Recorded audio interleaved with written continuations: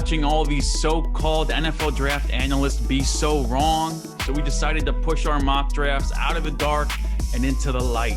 I'm Steve Samra, and today I'm joined by Dan Rodriguez, Dan DeLucia, Mike Bertrand, and Andrew Morgan, and collectively, we're the draft experts. We're going to start off this mock draft for you. First two picks, everybody knows what the first two picks are going to be. It's going to be Trevor Lawrence to the Jacksonville Jaguars. We don't got to spend much time on Trevor Lawrence because his whole career has been in the spotlight. But Zach Wilson to the New York Jets, and I want to get Andrew Morgan, our resident New York Jets fan, his opinion on this one. So, Andrew, what are your thoughts on Zach Wilson to the Jets here? Now, I want to start off by saying that I do like the top four quarterbacks in this class, so this is not a knock on Wilson. I do like Wilson a lot as a prospect. I don't think he's the second best quarterback in this draft. That's the only hesitance I have with this pick. From a scheme fit, he's probably the best of the four quarterbacks in this system. I don't think he's the most talented. I wouldn't pick him second overall, but I get what the coaching staff sees in him, and we haven't seen anything from the Saleh, LaFleur coaching staff, but Jets fans have nothing but to be optimistic. Yeah, so Lawrence and Wilson off the board. The way we're going to do this mock draft is, of course, with the first two picks off the board, 30 picks left. There's five of us, so 6 picks each for everyone. And Andrew, you get to start us off here with the San Francisco 49ers. They traded up. They're on the clock. Which quarterback are they picking at number 3? So I've gone back and forth with my ratings for my second favorite quarterback in this class. I love Trey Lance out of North Dakota State, and I love Justin Fields out of Ohio State. So I think when a guy like Justin Fields or Trey Lance is sitting there and they have that dynamic play style, that's the kind of quarterback you trade 2 first-round picks to go get, not Mac Jones. So I do have the San Francisco 49ers taking Justin Fields, quarterback out of Ohio State, with the number 3 pick, and I think this would be a slam dunk pick. Erod, you're an Ohio State fan. Give me the lowdown on Justin Fields here. I love Fields. Honestly, he's athletic. The knock on him, everybody says, is first read. Everybody says he's just a one-read quarterback, can't get through his progressions. But honestly, for me, like if you watch that Clemson game, the semifinal game, you see him every down, every play, looking through his progressions, looking at his number 2, number 3 receiver, and against the highest competition. You know, his first year starting, his redshirt freshman year, he had trouble against Clemson in the semifinal game. Second year, comes back, battles through it, plays through Bama through an injury, and he just looked good. He developed through his whole career at Ohio State. I'm a big fan. Yeah, you watch that Clemson game. It's tough not to get excited about Justin Fields. Mike Bertrand, you're on the clock here. Atlanta Falcons, are they replacing Matt Ryan, or are they getting him some help? Well, like you just said, I think this is one of the more interesting picks in the draft, or one of the more boring picks in the draft, no matter how you look at it. I'm also be picking for the Broncos, which I consider these two to be the most interesting / boring, which side of the coin are you on, picks in the top 10.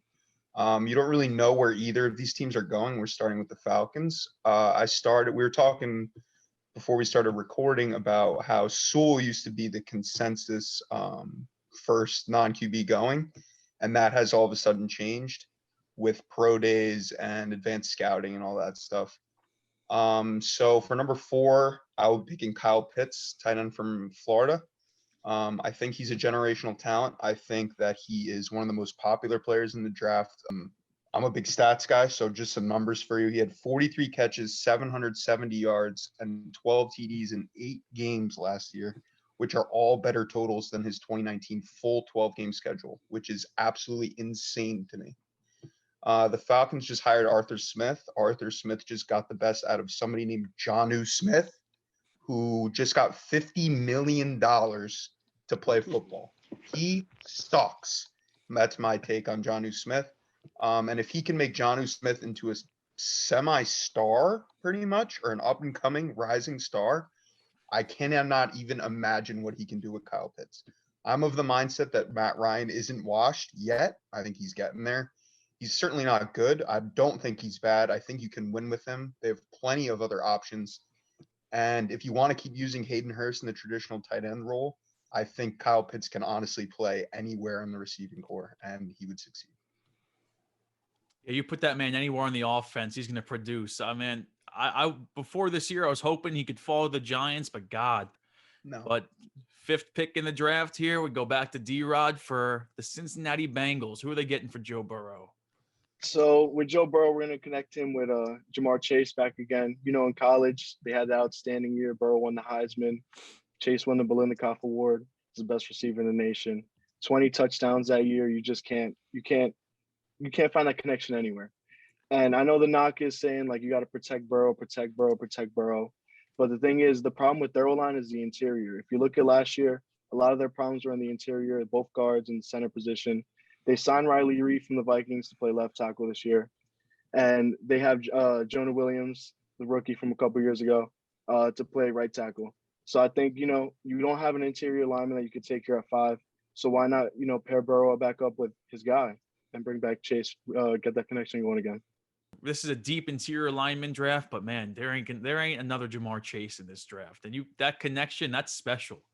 Jamar Chase and Joe Burrow. I love that pick right there. I'm on the clock now with the Miami Dolphins, and they just saw the 2 best weapons in the NFL draft go off the board. So what do they do here? They reunite their quarterback, Tua Tagovailoa, with one of his favorite weapons, much like the Bengals just did, in Devontae Smith. They won a national championship together. That's a connection that lasts forever, as we just heard with Burrow and Chase.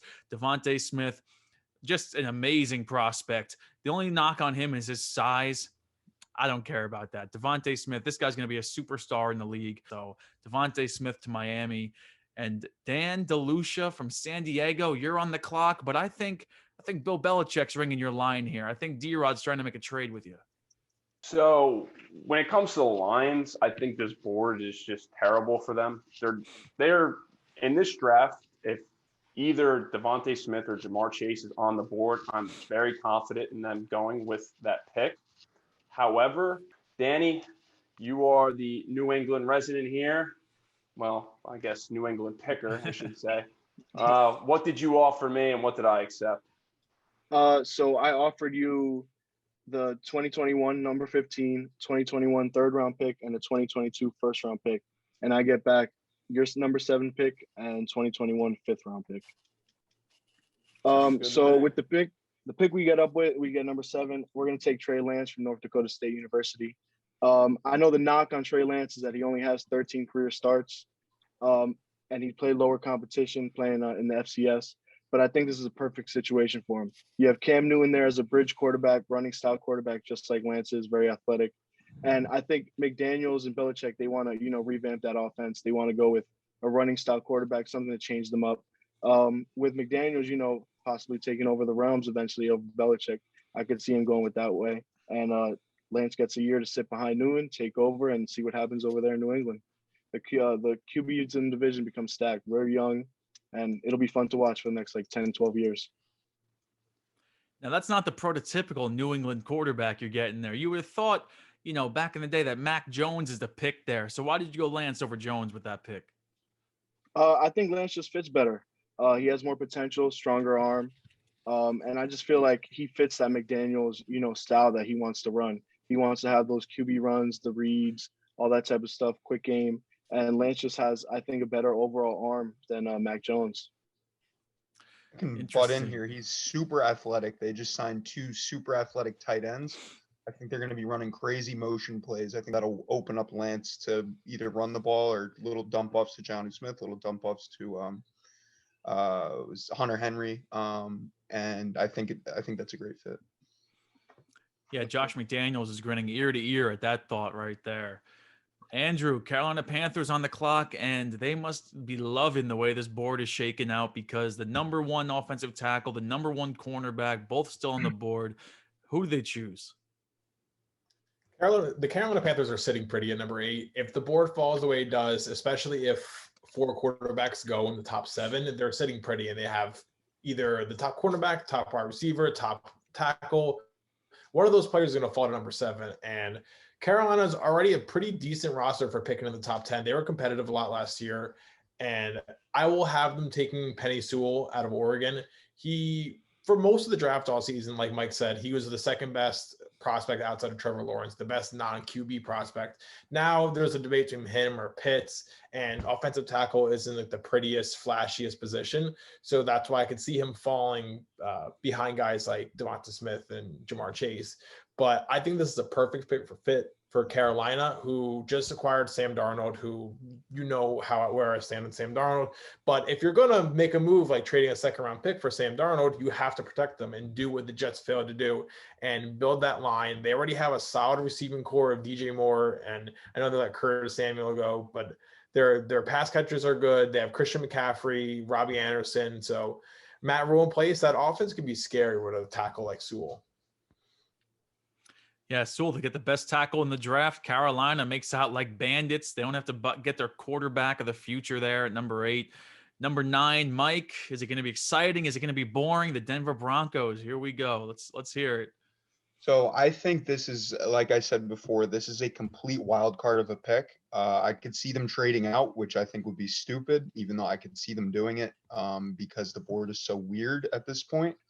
But they also have a ton of holes, in my opinion. They could also draft a quarterback. They could trade up for a quarterback, but we've already drafted 4 quarterbacks. I do not think they're taking Mac Jones here.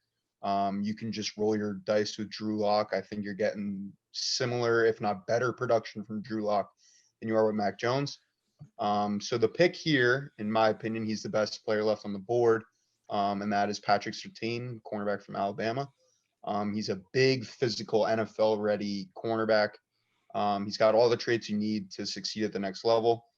The only thing is sometimes he gets his eyes caught in the backfield, and he is not the best at catching up to people after they're already past him. That might be a problem in the league. I'm confident that his athleticism and his just pure size will help him overcome that. But I think I would lean towards this being the best player left at this point. So I think that's where they go. Yeah, and good luck throwing on that team. I know that division's got some crazy quarterbacks with Patrick Mahomes and, of course, D-Rod's boy, Justin Herbert. But, man, you got Fuller. MVP. Yeah, you got Fuller, and now you got Surtain there. That's a damn good secondary for the Broncos right there. D-Rod, you're back on the clock. And, of course, it's the NFC East run here. Dallas Cowboys starting it off. So who are the boys picking? So for the Cowboys, I was really targeting, Surtain. I wanted to pair him up with Trayvon Diggs, but with Mike taking him at number 9, I had to go with Rashawn Slater. So Tyron Smith's getting a little up there in age. I know he's a beast, but he got hurt last year, and he's been nagging injuries a lot. Rashawn Slater, you could put him inside early, later in his career, put him on the outside once Tyron Smith moves on. And just looking at a couple of contracts on the Cowboys offense, you got Dak for 160. You got Cooper 5 years for 100. Zeke for 6 years for 90. They're going all in on the offense. You got CeeDee Lamb. You got Gallup. What's the missing piece? You got to protect the Dak so he has time to throw to all these weapons. The Cowboys, their defense was atrocious last year. Let's be real. But what they're doing is going all in on offense. Mike McCarthy, he just wants to throw the rock around, let Dak be Dak. And I think Slater here is going to help them protect Dak and let the offense run.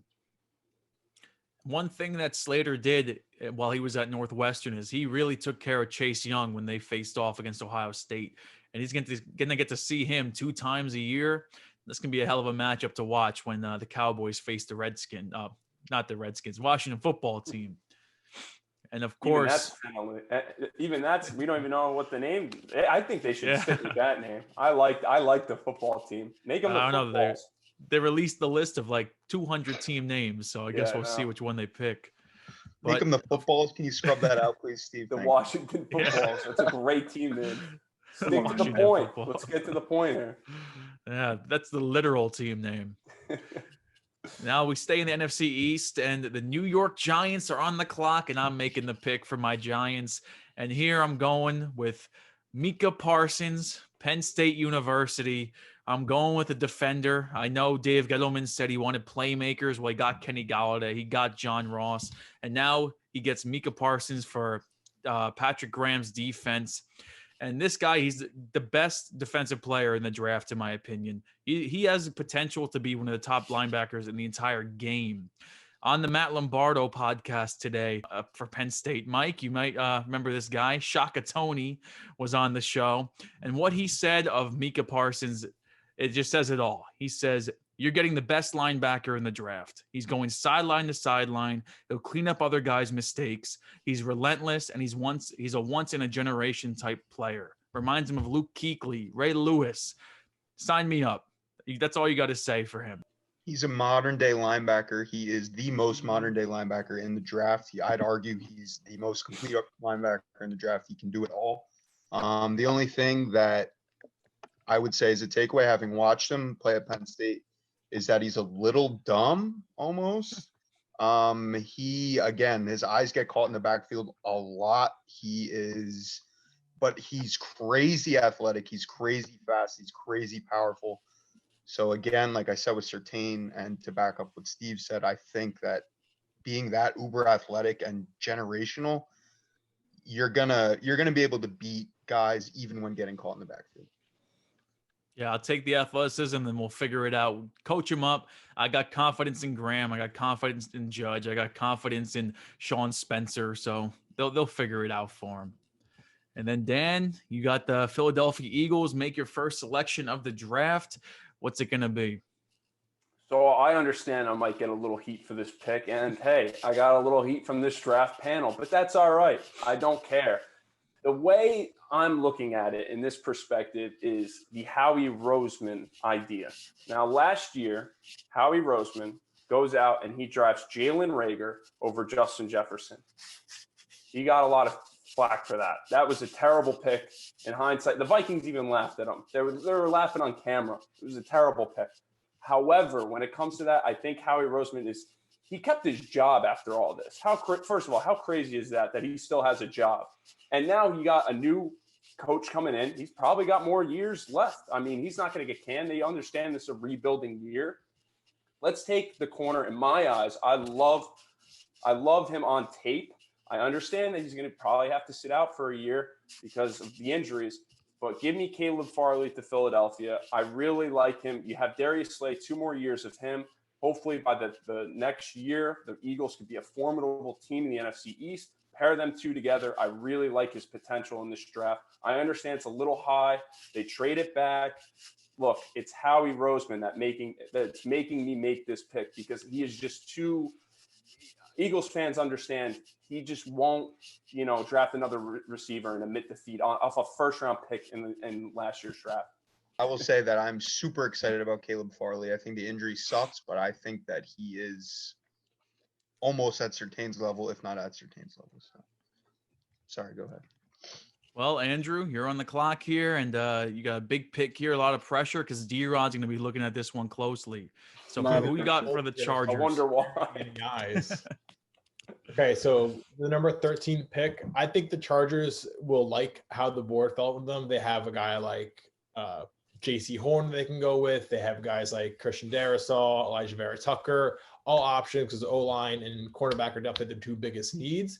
But I'm looking at the board, and I think the best value pick at number 13 right now is Jalen Waddle out of Alabama. And I know they have Keenan Allen. I know they drafted Mike Williams in the top 10. But Mike Williams hasn't been able to produce as much as his draft stock would have indicated, and he hasn't been able to stay healthy at the same time, and he's going into his walk year. So all those factors and the value of getting a guy like Jalen Waddle at 13 makes me this probably my favorite pick that I'm doing in this draft. So I got to agree, Andrew. It's a great pick, straight value here. Tom Telesco, the GM, he's all about value. He never drafts for need. He looks at the board, looks at the overall board, and just takes what he wants, the best thing available. So Waddle, like you said, BMW's on a walk-it year. Waddle's going to be able to take the top off the defense, add to a strength already on offense at receiver with Keenan Allen, BMW, Jared Cook, like you said. And I just like Waddle. He might be the most athletic player in this draft. He's going to affect the return game, both punt return, kick return, and he's going to be able to line up outside, just take the top off the defense. With Herbert throwing deep, it's a great match made in heaven. All right, from one Dan's favorite team to another, we go to the Minnesota Vikings, and we got 2 Dans, and Mike is making the pick for the Minnesota Vikings. So let's hear it. Now, this is a pick that I made with my head, not my heart. I think everybody here knows how I feel about this pick. But I think based on what I've been reading, based on what I've been seeing, I think this is going to be the pick.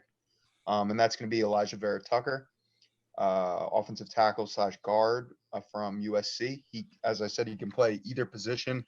He can play 4 spots on the line, which is very rare coming out of college. I'm of the mindset you could probably teach, maybe not most guys, but 50% of guys to play both positions. But it's very rare to have a guy that started at both positions in college. His only deficit to me is his pass protection. His first step is very weak. He doesn't really have a very good base, and he kind of just gets blown by a lot of the time. But I think that can be corrected. He's a big dude. He's a strong dude. He's a quick dude. And I think the Vikings are pretty much ready to contend with him, honestly. As a fan, personally, I absolutely love this pick. I'm praying because I'm very high on Elijah Vera Tucker. That would be an amazing pick for, especially what you said. His run blocking is elite. It's one of the best in the class, if not. He's very competing to that number 1 best run blocker in the class. And when Mike Zimmer and Rick Spielman are looking at these offensive linemen, they like the versatility. You look at in the past with Pat Elflein, they moved him around. Even Bradbury, if they really had to, they can move him around. And like you said, with Elijah Vera Tucker, you can move him around to certain spots. I think starting him at guard for the first year or two would be the better move. Try to get him to become a better pass protector. It's something you can, teach, and he can get a lot better at it, and hopefully slide to that tackle position, which the Vikings desperately will need. But with Tucker, I absolutely love the pick. Yeah, that versatility is unmatched. You can put him anywhere on the line. That's definitely going to help out Dalvin Cook. Wanted to change his number, but $1.5 million that might be a little too much to pay to change your number. And Dan, you're back on the clock because the Detroit Lions, they made that trade with the New England Patriots, and now you get to make the pick here at number 15. You talked about offensive linemen. Are you going to go with one for Detroit? Yeah, real quick, I was just looking at my Dalvin Cook jersey and hoping the tag's still on it. I think I could return it, but we'll see with that. I'm hoping, or he could pay for my jersey. We'll see. But anyway, going to Detroit, how they trade back, and like I was mentioning, offensive linemen. Look, their offensive line, especially in the tackle position, is extremely weak. And for Jared Goff, who we've seen have struggles, with his mobility and with throwing the ball on time, they need an offensive lineman and a good one. And when you look at Christian Darrisaw out of Virginia Tech, they get that pass protection. And it would be a great pick here. Again, wide receiver that could be a target for them. They have a lot of options with this pick, but when you're building this offensive line for the future, especially Jared Goff, who I would expect will be there for many years as long as everything plays well with this rest of his contract, Christian Darrisaw could be really their tackle of the future, and it's a huge, huge hole in their team right now. Yeah, they let Stafford get his ass kicked for like 10 years, and now they're going to get Jared Goff as protection. It's just the way it goes in Detroit, I guess. And then next year on the clock, you got Cliff Kingsbury, the Arizona Cardinals, lounging in his mansion, fireplace, wife next to him. He's too comfy. He doesn't want to pick yet. He's trading back, and D-Rod's calling with the Chicago Bears, making a trade, giving Cliff Kingsbury and the Cardinals 2 second-round picks to move up, and the Bears, they're going to be on the clock here at number 16. So who are you going with here, D-Rod? So the Bears are going to select Mac Jones, quarterback from Alabama. Ryan Pace, his job's on the line. Nagy, his job's on the line. They know they got to go get their guy this draft, and they got to make something happen now. Dalton's on there, so everybody knows that. He's a one-year guy, maybe even just a mentor for Jones, take over halfway through the year here. So they're going to trade up. They're going to go get their guy. And what I think they really like about Jones, and what I really like about Jones is he's a guy who's going to come, fight, and compete. He was committed to Kentucky, then decided last second, I'm going to go to Bama, even though Tua was there. Jalen Hurts was there at the time. He didn't transfer out like most guys would. He stayed there. He competed. He practiced. He got better every single day, every single year. And when he finally got his chance, he showed out. Nobody really knew what Mac Jones was going to become going into this year. He wasn't even guaranteed a job competing with Bryce Young at Alabama. Ended up winning the job and showing out, winning the championship. He had Devontae Smith and a lot of guys around him, but I think going to Chicago, Matt Nagy's finally going to get a guy who he can actually build an offense around. I have a question here. Does anybody here have Mac Jones ranked above the 4 QBs that we took in the top 10? No. You see, that's such a tough question. It's right there. The line is razor thin for me, but he's number 5 on my board too. Yeah, it's close. Who's your 4th that you're so? I would probably put Lance as my 4th. See, but I think if you have Lance as your 4th and he's going number 7 overall, you're able to get Mac Jones at 16. That's value right there. That's a steal, especially for the Bears, who the Bears probably don't think they're going to have a quarterback in the top 5 fall to them. And, they get a guy at 16. That's great. Yeah, honestly, if Jones falls this far, even to 16, I'd be kind of surprised, but we'll see there. I could see any of those teams from 8 on trading back with the Bears or another team for Mac Jones. And then number 17 on the board, John Gruden watches another quarterback missing out on his guy. He loves those quarterbacks. Him and Mayock were scouting apparently every quarterback very closely. So you never know on draft day. But who are we going to go with here? Dan, you're back on the clock. Who's John Gruden picking? That's a very good point. You never know with Mayock of what the hell he's going to do. Mayock is one of these guys in this whole, in the NFL that you really don't know what the pick's going to be. We saw in Nashville when Cleveland Farrell was, what was he, the 4th pick that draft? Yeah, 4th. That was a very big shock to many, especially me. I was on TV and I was like, whoa, people took pictures, whatever. Anyway, Uncle Paul. But yeah, there you go, Uncle Paul. Shout out Uncle Paul. Anyway, when you look at their needs, I think a DB like a JC Horn is definitely a good fit for them because their DB position needs a big upgrade. However, I think Mayock is going to go in a little different of a direction and go with Trevon Merrick. I like him. He's easily the best safety in this class, hands down. He's the only safety caliber of this high of a ranking. It is a little bit of a reach for him, don't get me wrong, I understand that, but when I'm looking at Mike Mayock, I think with Abrams, he's had his injuries, they like him a lot. If you could slot them together at some point, if they could both work together, I like the fit because the Raiders, the versatility out of the safety position has not been good for them, and I understand the cornerback position is a huge disaster as well. But this, to me, I just have a weird feeling about it with Mike Mayock. Maybe I'll be right finally about a Mike Mayock pick because not many people are. I'm throwing a dart at the dartboard, Trevon Merrick. So you got Howie Roseman and now Mike Mayock. So your cop out for these picks or the GMs are just so insane so that I can pick whoever I want. If you want to be a draft expert, you got to get in the minds of the draftees. So I am trying to figure out the puzzle that is Mike Mayock, which is Howie Roseman. That's the reason for my picks. Maybe it's a cop-out. Yeah, maybe my Giants pick won't be right because I don't want to get inside Dave Gettleman's head. I don't want to know what he's thinking. Let's go to our next pick here. We got the Miami Dolphins back on the clock. I already gave them Devontae Smith. Andrew, who are you giving your division rivals at number 18? I think the fact that you did go Devontae Smith at number 6 overall leads into this pick because I think Brian Flores, the defensive coach, wants to build that young, solid defense. So I don't think they would double up on offense here. Where they stay right now, I have them selecting Jeremiah Owusu-Koramoah linebacker out of Notre Dame. And this guy is one of my favorite players in this draft. Definitely one of my favorite defensive players in a weak defensive draft in the first round. He's a linebacker that can kind of play anywhere. He is very versatile. He can cover really well for a linebacker. He's one of the best tacklers in this draft. He hits like a freight train for how well he moves. And I just think he's a very perfect fit in that Brian Flores defense. So that defense with adding Jeremiah Owusu-Koramoah would be deadly. And I think Brian Flores would love this pick at 18. Yeah, I like Jeremiah Owusu-Koramoah, and that's a tough name to say. So I give you props. I know you were practicing in the mirror saying that name. I think I would have just passed on him just because I can't say it. But yeah, he's going to be a good player. And Mike, you're up with the Washington Footballs at number 19. So who are they picking here?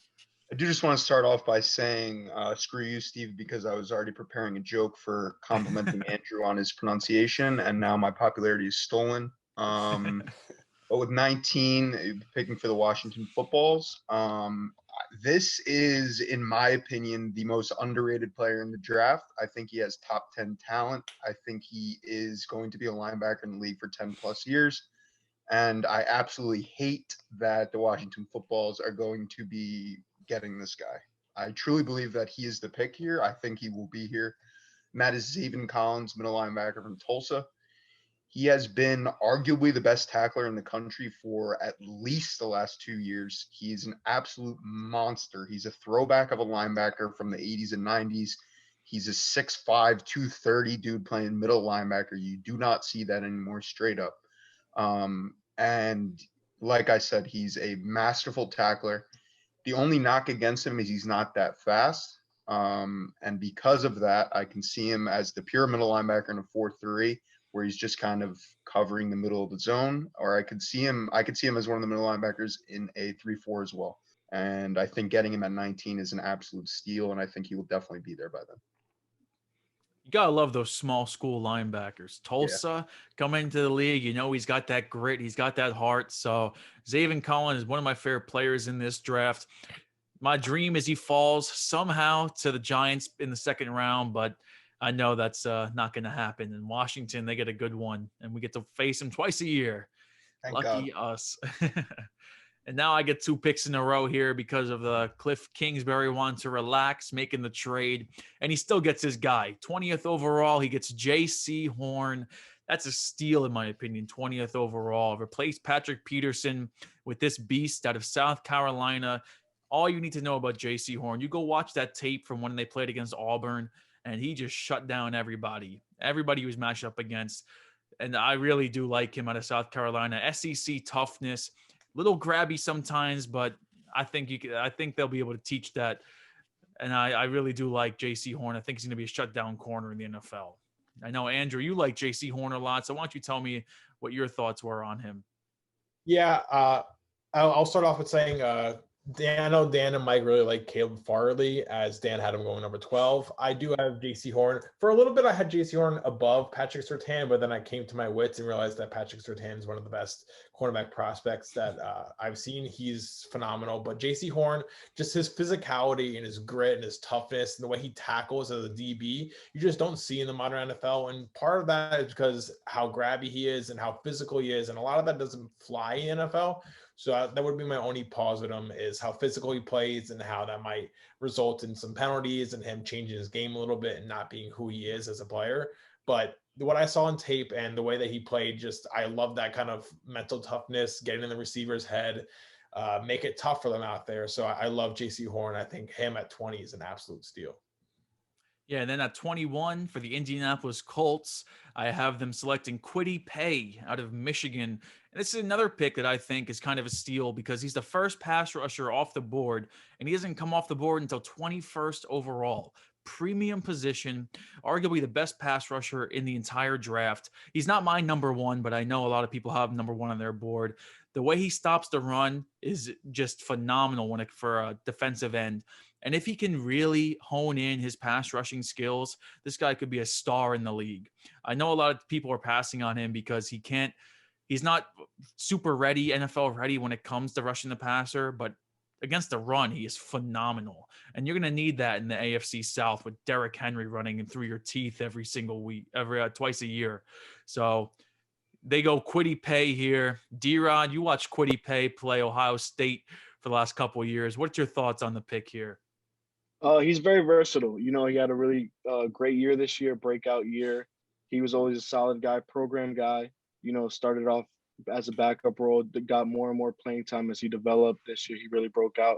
I know Michigan as a whole didn't have a great year, but Kwity Paye was the one guy that really stood out to me every single time you watch Michigan every week.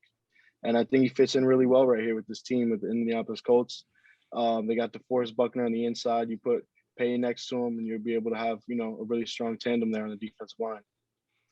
I think the fact that they have DeForest Buckner already is a huge reason why they would take a guy like Kwity Paye, because he's, 100%. Like you said, Steve, he's not ready right now.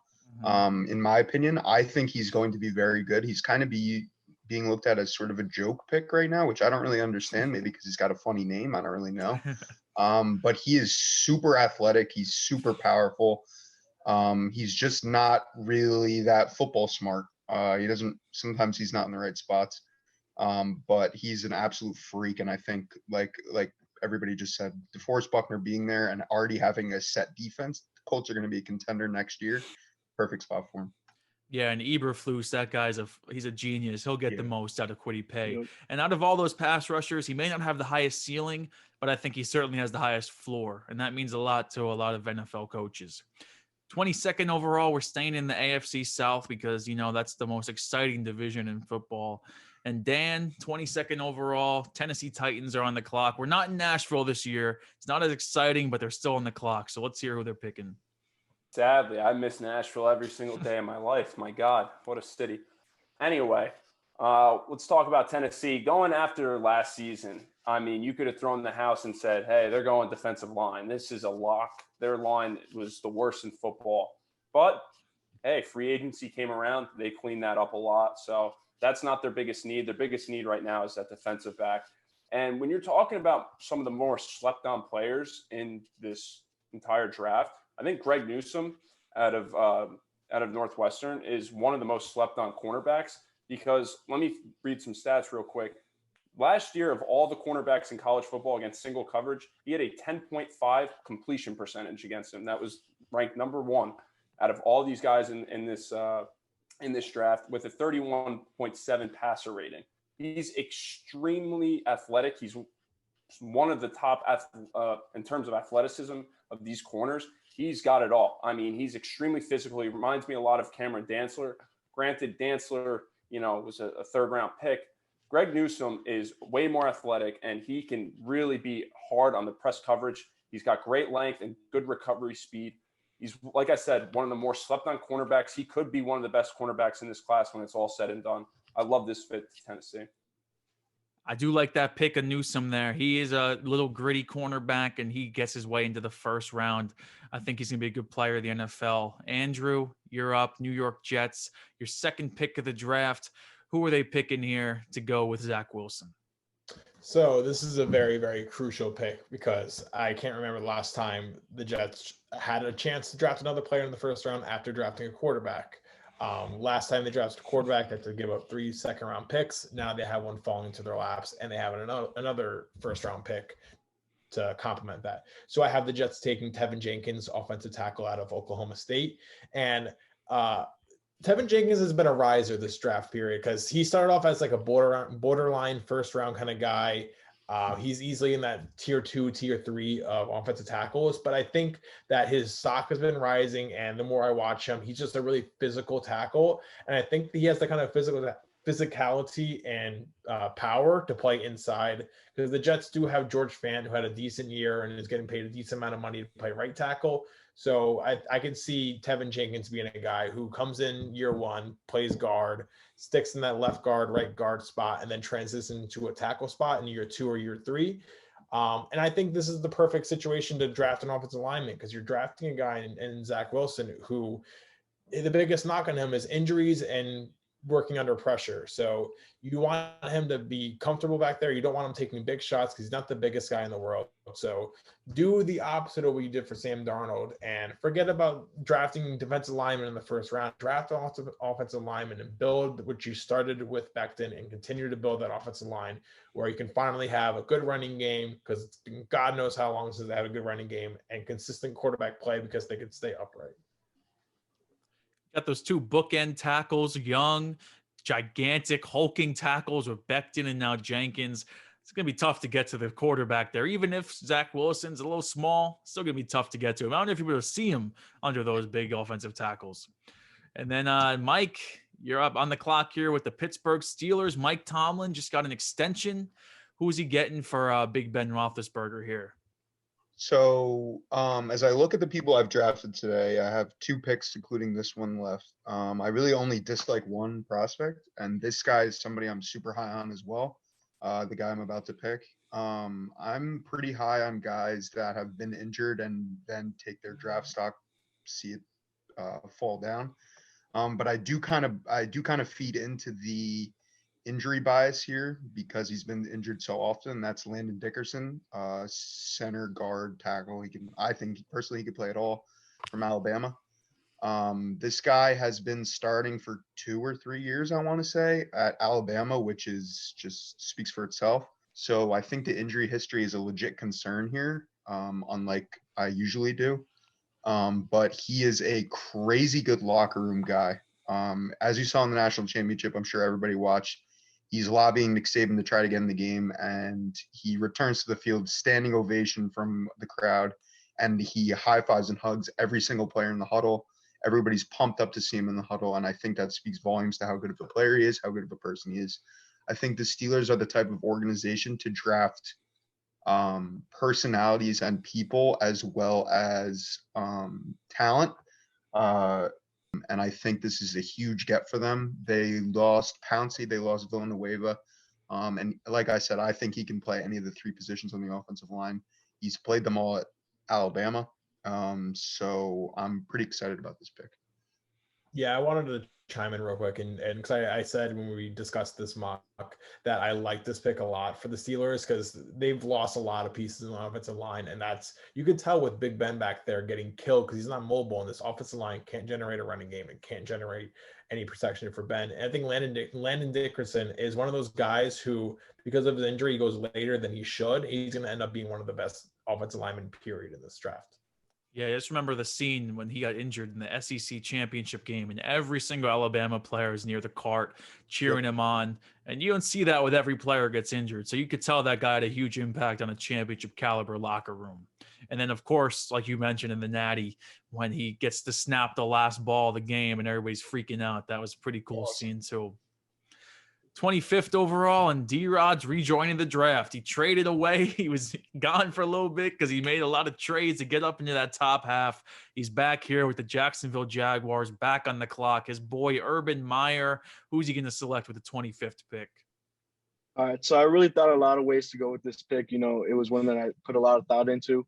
So first I was thinking receiver, but then I'm looking at the Jaguars roster. I'm seeing Laviska Shenault, DJ Chark. They just signed Marvin Jones. They got Trevor Lawrence first overall, and I think now they switch sides. They go to the defensive side of the ball. The most Urban Meyer pick would be to go Jalen Phillips from Miami, defensive end. This is a pure value pick. He's an urban guy. Look at Joey Bosa, Nick Bosa. They're 6'5", 260. Same with Jalen Phillips, 6'5", 260, number 1 recruit 2017. Went to UCLA, didn't work out there under Chip Kelly and Jim Mora. Goes to Miami and has a crazy year. Amazing year, just rising up draft boards. Getting him to fall all the way to 25 here, it's perfect. Your defensive coordinator was a longtime NFL defensive line coach. He now gets a stud that he could put next to Josh Allen and Chase on. And Urban Meyer just loves the trenches. It's what he does. So I think this is where he goes to try to fix that defensive side of the ball for the Jaguars. If he can stay healthy, that is a steal of a pick right there. That's the one reason that guy's fallen so far. They say there's no blue chip pass rusher in this draft. If he's healthy, that's a blue chip prospect right there. That's a top 10 pick if he doesn't have those injury concerns. So I like that pick a lot for the Jacksonville Jaguars. In my opinion, I have him as the number 1 edge in this whole draft class. So getting him at 25, it's a no-brainer. Next up, we have the Cleveland Browns, who arguably I saw a post today that said that they have the second best roster in the entire NFL, which is just crazy to me that the Cleveland Browns they're looked at in that category right now. And I think they bolster that defensive line here. You can never have too many pass rushers. They get Azeez Ojulari out of Georgia. And this is a guy who's been flying up draft boards because he's a really, really solid pass rusher. He's a dog. Simply, he's a dog. He's a bulldog and he's a dog of a player. And I would love to see him next to Myles Garrett. I think that's going to be scary for the AFC North. He's going to be a great player in the NFL, good pass rusher, arguably the most NFL-ready pass rusher coming out of the draft. He's smart. That's one thing that everybody says about him. He's a smart pass rusher. He knows what to do when he gets to the quarterback. He knows exactly what he's got his assignment is in every single play. Azeez Ojulari, it's a good pick right there for the Cleveland Browns, in my opinion. 27th overall. This pick almost went under a facelift today, but Dan DeLucia, you're on the clock here with the Baltimore Ravens. Yeah, I didn't know what the hell to think. I had no idea what was going on. Didn't realize my boy Boomer, what's his face? I already Orlando forgot his Brown. name. Orlando Brown. Yeah, My Orlando Brown boy, Jr. what's his name? Yeah. Orlando Brown Boomer Jr. Brown. gets traded. Yeah, Orlando Boomer Brown. Yeah, my boy gets traded. Then we're like, oh, with this pick, maybe, they're going to target an offensive lineman. And then 2 minutes later, Alejandro Villanueva is expected to sign with the Ravens. So let's go back to where we started when we first thought about this pick.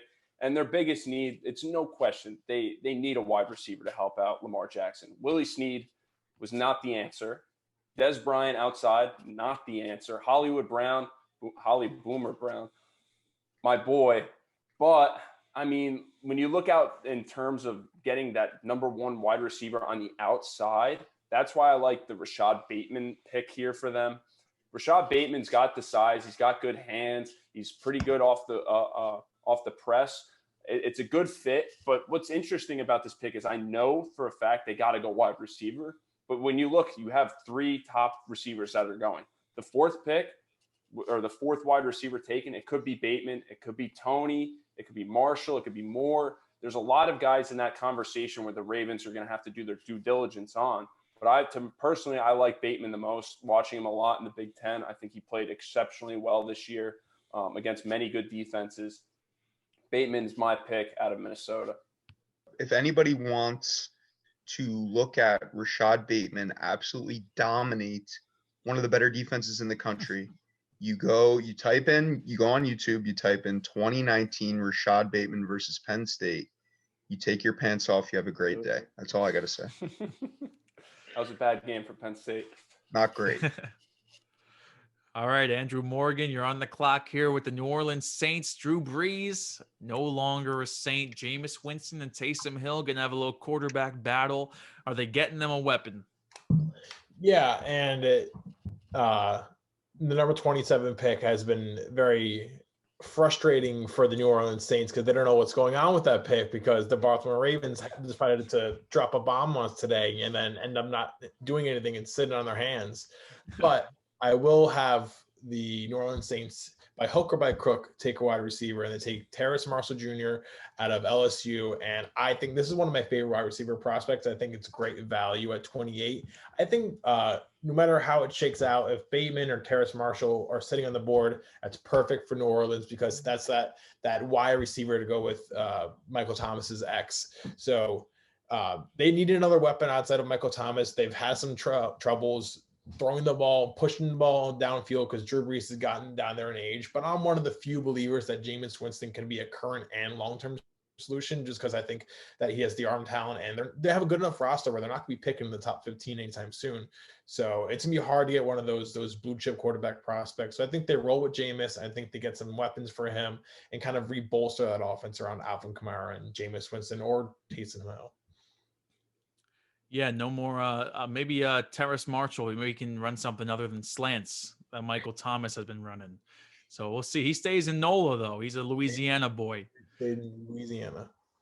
Mike, you got a Jeopardy host as the quarterback of the Green Bay Packers. What are they going to do for him in this draft? So, in my opinion, the Packers are one of the more complete teams in the league. I think that's obvious. I don't really think I'm having any hot takes, but I will have a hot take with this pick, and I will start it off by saying that this is my number 3 receiver in the draft. I have him above Waddle. I have him above Marshall. I have him above Bateman. Call me crazy. I watched this guy absolutely torch playoff that year, possibly Ohio State. That was an ass beating, Danny, if I may say. And This is Rondale Moore. This is one of the more impressive players that I've ever seen play college football. He is, for anybody that's watching this video that knows me, I'm about 5'6", 150. He is not much bigger than me. He is absolutely electric to watch play football. I think this is absolutely perfect for Aaron Rodgers. He can run any route in the route tree, and he can go up and get it. He's not this typical slot receiver. He catches contested passes. He's physical, even at 5'9", 180. And they already have MVS, who I'm a huge fan of, another hot take possibly, And Devontae Adams, he's the opposite of those two, size-wise, but he can do what they do. He can take the top off. He can run across the middle. He's got great hands. He's a pretty complete receiver other than his size. That's the only reason he's down here, in my opinion. I think it's a great pick for the Packers.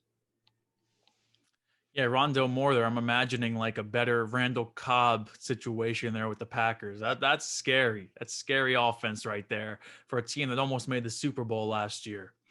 D-Rod, the Buffalo Bills, they got your boy Josh Allen. What are they going to do here in this draft? All right. So at first I thought about getting Stephon Diggs, a running mate, number 2 wide receiver, but they signed Emmanuel Sanders, so they filled that role. And then I'm looking at the roster and I'm seeing their defensive line outside of Ed Oliver and AJ Espinosa, all 30 plus. You got Mario Addison, Jerry Hughes, Star Latualeli. They're all over 30. You got to go get a guy. Christian Barmore's here, value pick. He was buried in the depth chart at Bama, as most guys are early, and then he has a breakout year. He has flashes, and then he has times where he's just like, you're looking at the tape and you're wondering, where's the effort? What happened to this guy? And then he has an amazing play, breaks through the line, tackle for a loss. And I think Sean McDermott is the perfect guy for this, for Christian Barmore. He's going to be able to untap that unlocked potential. He's going to be able to put him next to Ed Oliver, and they're going to be able to dominate that AFC East. Yeah, he could be one of the next in a long line of great Alabama defensive tackles. I know Dalvin Tomlinson, close to my heart. Dan, we sent him to your way. And Christian Barmore, he looks like he's going to be a beast. And that's a good fit right there in Buffalo. Sorry. I got the Baltimore Ravens, and we are going with Gregory Rousseau from Miami. I think that he actually has been one of the biggest fallers in the draft, because last year at this time he was a top 5 selection in the draft, and everybody assumed this guy was just going to be an animal. And his stock has fallen so much over the next year since he didn't play last year. But I think he can be a great piece. Wink Martindale getting his hands on Gregory Rousseau, he could be a beast in the NFL. And they're going to need it, because that AFC North is getting scary up there, with the Bengals looking like they're on the rise, the Browns looking good, the Ravens defense, they just lost best pass rusher in Matthew Judon. So you get Rousseau to replace that production. You need somebody young in there who you can help mold, and he can really help that defense stay on that level with losing that talent. And now we get to the final pick of the draft. It's not going to be the Tampa Bay Buccaneers, though, because Dan is trading the pick. And where's it going to go, Dan? Who are you trading it to? So I had to get into the head of another GM, and I said, Jason Light, what are we doing? What are we doing? And he's thinking about his future. That's what he's doing. He wants to trade back and get some picks because, hey, this run with Tom Brady is going to end soon. But let's go to Tom Brady's former team, former division, New York Jets. Is that right, Andrew? Former team. But no. I was making the jumps. The New York Jets jump 2 spots from number 34 to number 32, sneak back into the first round. I don't think Joe Douglas has really explored that much trading up in his tenure as a Jet. So it'd be cool to see him trade up instead of trade down for once, giving up a 2021 7th round pick and 2022 4th round pick. With how many picks they have in the next 2 years, they can live with that to go and get their guy at number 32. And they're going to be taking Najee Harris out of Alabama, running back. He's my favorite running back in this class. I like him better than Travis Etienne, who was the consensus number 1 pick going into the 2020 season. But I think Najee Harris is just such a complete back. He's tough, physical. He's a one cut and go back. He's a great receiver for a running back. He played in a polished offense, which probably made him look better than he was. But I think he's so pro ready, and I think he'd jump into any offense, any scheme, and be fantastic. So I think the Jets, whose number 1 running back is Tevin Coleman, Ty Johnson, Josh Adams, LaMichael Pirine, their biggest need, although it's not a big, flashy draft value kind of position at running back, it's still a need and still would help a young quarterback in Zach Wilson. So you get his franchise right tackle and you get a stud running back. So Joe Douglas isn't the kind of guy who I would peg as getting a first round running back, but you never know. And you get that 5th-year option on the running back, so you only have to keep him for that rookie contract and then take it from there. But I think this is the way to go if I was the GM. I will say just real quick, I think if you are going to take a running back in the first round this year, I think Najee Harris is a very good pick. Running back sneaks into the first round. Another year where the 32nd pick of the draft is a running back. And that's it for our mock draft 2021, the draft experts. Thank you for joining us here. You can follow us on social media. Our handles are in the description. Dan Rodriguez, Dan DeLucia, Mike Bertrand, Andrew Morgan, and Steve Samra, the draft experts. Hope you enjoyed, and thanks for watching.